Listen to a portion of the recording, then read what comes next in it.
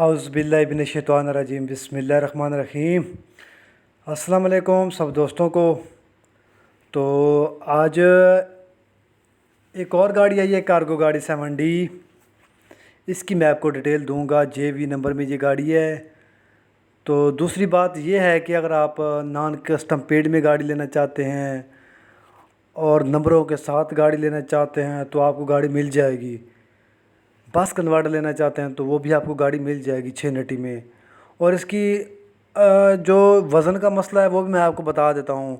वज़न का जो इशू है 7D का, वो 17.5 टन मोटरवे पास है। 17.5 टन मोटरवे पास है, यानी कि गाड़ी का वज़न 7 टन गाड़ी का वज़न है उसके, यानी कि साथ मिलाकर 17.5 टन टोटल वज़न है, मोटरवे पास है।